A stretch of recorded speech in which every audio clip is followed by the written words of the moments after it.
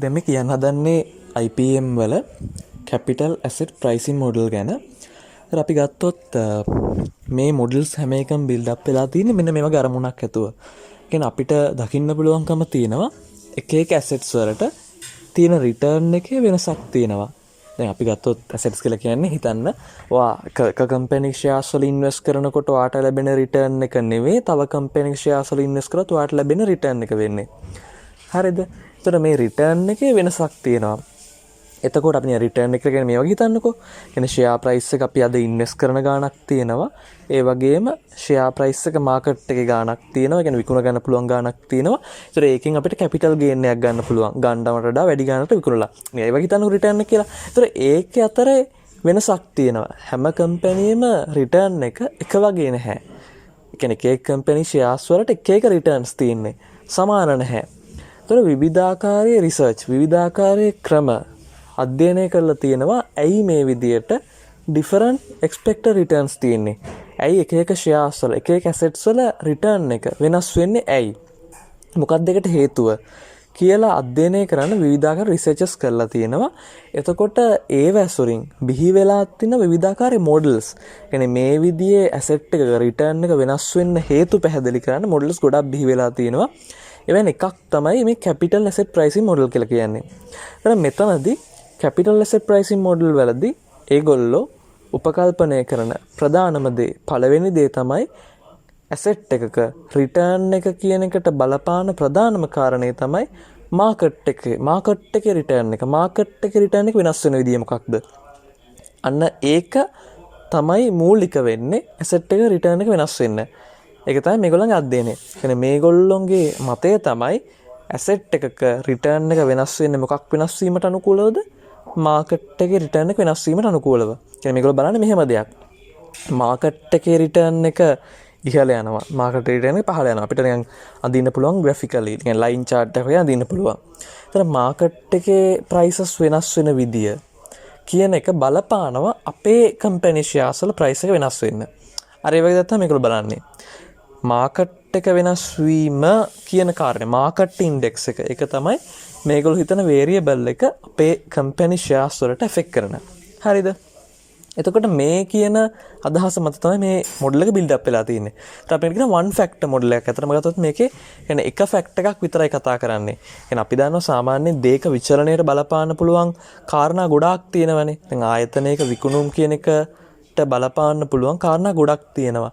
ඒක භාණ්ඩ මිල බලපානවා. ඊට පස්සේ මිනිස්සු අපේක්ෂා කරන දේවල් මාකටිං ගොඩාක් දේවල් බලපානවා. ඉතින් ඒ වගේ සමහර ලාවට share price එක share එකක return එකට ගත්තොත් ගොඩාක් කාරණා බලපානවා වෙන්න පුළුවන්.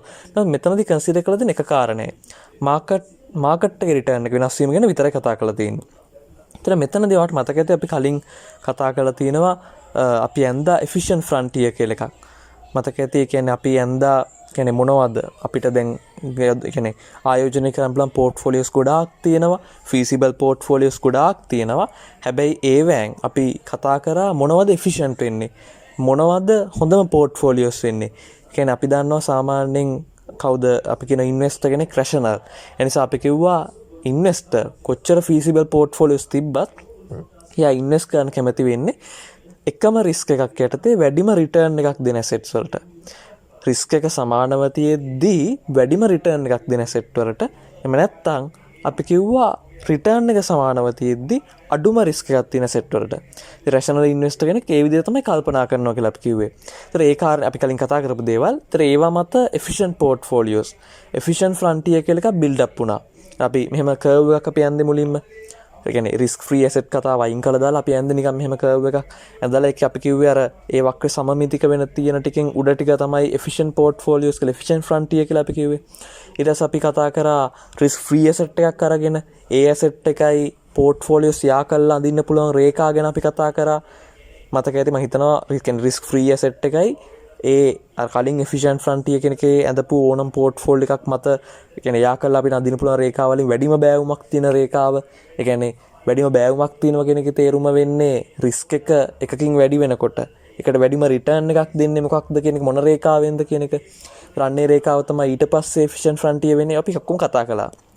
එතකොට තර මේ රූප සටහන ගැන පොඩ්ඩක් හිතුවොත් මේ efficient frontier දැක්වෙන රූප සටහන ගැන හිතුවොත් අපි කිව්වා මතක ඇති දැන් මේ efficient frontier එකේ අපි මතකනේ අපි අnder risk free asset එකයි අර මේ efficient frontier කලින් තිබ්බ efficient frontier එකේ ගෑවෙන තැන ටැන්ජන්සි ලයින් එකක් යන්නේ risk free asset එක යා කරා අපි අර වක්‍රයට යා කළා අපි යන්නේ රේඛාවක්. ඒතර යා වෙන තැන අපි කිව්වේ market portfolio කියලා. මතක ඇති කියලා හිතනවා. يعني එතනදී අපි කිව්වා ඒක තමයි optimal portfolio එක. හොඳම portfolio එක. يعني එතනදී අපි කිව්වා risk එකද අපි දාතෝ සාමාන්‍ය risk එක කියන හැදෙන කොටස් දෙකකින් market risk එක කියන්නේ systematic risk එක සහ unsystematic risk එක කියලා කොටස් දෙකකින් කියලා අපි දන්නවා. කියන්නේ market risk එක නැත්නම් අනිත් එක market එකේ නොවන risk එක. කියන්නේ asset වලට inherent risk එක. ඒතර ඒ විදිහට අපි කතා කරා market risk, systematic risk, unsystematic risk. එතකොට අපි කිව්වා ඔය කියප optimal portfolio එකේදී ඉතුරු වෙන්නේ market risk එක විතරයි. unsystematic risk එක සම්පූර්ණයෙන්ම diversified unsystematic risk එකක් නැහැ කියලා. කියන්නේ risk එක සමානයි සම්පූර්ණයෙන්ම systematic risk එකට කියලා අපි කිව්වා එතනදී. කියන්නේ market portfolio එකේදී. එහෙම නැතුව ඔයා ගත්තොත් ඔය portfolios ඔය දක්වන වක්‍රය curve එක ඇතුලේ ඕනම ලක්ෂයක් ගත්තොත් ඒ curve එක ඇතුලේ ඕනම ලක්ෂයක් ගත්තොත් ඒකේ market risk එකක් තියෙනවා, systematic risk එකක් තියෙනවා, ඒ වගේම unsystematic risk එකක් තියෙනවා. ඒ දෙකේම එකතුවෙන් තමයි සිග්මා වර්ග. ඒ කියන්නේ අපි ගත්තොත් සම්පූර්ණ විචලනය, සම්පූර්ණ ඩීවියේෂන් එක, සම්පූර්ණ වේරියන්ස් එක හැදෙන්නේ, සම්පූර්ණ රිස්ක් එක හැදෙන්නේ. මොකක් හරි ඇසෙට් එක සම්පූර්ණ රිස්ක් එක හැදෙන්නේ අර දෙකේම එකතුවෙන්. කියන්නේ සිස්ටමැටික් ප්ලස් අන්සිස්ටමැටික් රිස්ක් දෙකේම එකතුවෙන් තමයි සම්පූර්ණ ඩීවියේෂන් එක හැදෙන්නේ. සම්පූර්ණ රිස්ක් එක හැදෙන්නේ. හරිද? එතකොට අපි ගත්තොත් දැන් කෙනෙක්ට අපි ගත්තොත් කියන්නේ දැන් මාකට් පෝර්ට්ෆෝලියෝ එකේ ඉන්වෙස්ට් කරොත් තවර අන්සිස්ටමැටික් රිස්ක් එකක් නැහැ, සිස්ටමැටික් රිස්ක් විතරයි. හැබැයි අනිත් ඕනම තැනක දෙකම තියෙනවා. එතකොට දැන් අපි ගත්තොත් අපිට රිටර්න් එකක් එක්ස්පෙක්ට් කරන්න පුළුවන් වෙන්නේ වත්කමක ආයෝජනය කරලා අපිට ප්‍රතිලාභයක් අපි උපයන්නේ මොකකට සරලන විදියටද? රිස්ක් එකට සරලන විදියට අපි කියනවා අපි දරන රිස්ක් එක වැඩි නම් අපි වැඩි රිටර්න් එකක් එක්ස්පෙක්ට් කරනවා. රිස්ක් එක අඩුයි නම් අඩු රිටර්න් එකක් තමයි එක්ස්පෙක්ට් කරන්නේ. එහෙම නෙවෙන්නේ. එහෙනම් රිටර්න් එක කියන එක තීරණය වෙනවා රිස්ක් එක මත. හරිද? හැබැයි අපි කියනවා ඔය සිස්ටමැටික් රිස්ක්, අන්සිස්ටමැටික් රිස්ක් දෙකටම ඒ දෙක වෙනුවෙන් අපිට රිටර්න් එකක් එක්ස්පෙක්ට් කරන්න බෑ කියලා. හේතුව අන්සිස්ටමැටික් රිස්ක් එක කියන එක අපිට කොස්ට් එකක් ගන්න නැතුව ඩයිවර්සිෆයි කරන්න පුළුවන්. කියන්නේ අපිට පුළුවන්කම තියෙනවා අපි ඉන්වෙස්ට් කරන එකම ඉන්වෙස්ට්මන්ට් එක විවිධ ඉන්වෙස්ට්මන්ට්ස් වල බෙදා හැරීම. අපි කියන ආයෝජන කලඹක් කියලා අපි කියන්නේ පෝර්ට්ෆෝලියෝ එකක ඉන්වෙස්ට් කිරීම තුලින් කියන්නේ ඉන්වෙස්ට්මන්ට් එකේ ප්‍රමාණය කියන්නේ ඒක ඇතුළේ තියෙන ප්‍රසාරණය කියන්නේ ඒකේ කොහොමද කියුමුලේට් ගතිය කියන එක. කියන්නේ ඇසෙට්ස් ගොඩක ඉන්වෙස්ට් කිරීම හරහා තනි ඇසෙට් එකක ඉන්වෙස්ට් කරනවා වෙනුවට ගොඩක ඉන්වෙස්ට් කරන අන්සිස්ටමැටික් පෝෂන් එක අපිට පුළුවන් ඩයිවර්සිෆයි කරන්න. නැති කරන්න පුළුවන්කම තියෙනවා. ඉතින් එහෙම නැති කරන්න පුළුවන් දෙයක් වෙනුවෙන් අපිට රිටර්න් එක එක්ස්පෙක්ට් කරන්න බෑ. කියන්නේ මොකද අපිට ඒක නැති කරගන්න පුළුවන් දෙයක්. හරිද? ඉතින් ඒ නිසා අපි කියනවා කෙනෙක්ට රිටර්න් එකක් එක්ස්පෙක්ට් කරන්න පුළුවන් වෙන්නේ for bearing only the systematic risk. systematic risk එක bear කරනවට විතරයි කෙනෙක්ට පුළුවන් වෙන්නේ එක්ස්පෙක්ට් කරන රිටර්න් එකක්. එහෙම නැතුව සම්පූර්ණ රිස්ක් එක වෙනුවෙන් රිටර්න් එක එක්ස්පෙක්ට් කරන්න බෑ. ඒ නිසා අපි කියනවා return is not function of total risk. Return එක කියන එක ෆන්ක්ෂන් එකක් වෙන්නේ නැහැ. කියන්නේ තීරණය වෙන්නේ නැහැ සමස්ත රිස්ක් එකේ. රිටර්න් එක ෆන්ක්ෂන් එකක් වෙන්නේ සිස්ටමැටික් රිස්ක් එක විතරයි කියලා අපි කියනවා. සිස්ටමැටික් රිස්ක් එක වෙනුවෙන් විතරයි අපිට රිටර්න් එක එක්ස්පෙක්ට් කරන්න පුළුවන් වෙන්නේ. සම්පූර්ණ රිස්ක් එක නෙමෙයි. හරිද? ඒතර ඒ අනුව අපි ගත්තොත් එහෙම දැන් සිස්ටමැටික් රිස්ක් කියන එකක් පෙන්වනවා සාමාන්‍යයෙන් කෝවේරියන්ස් එකකින් නේද?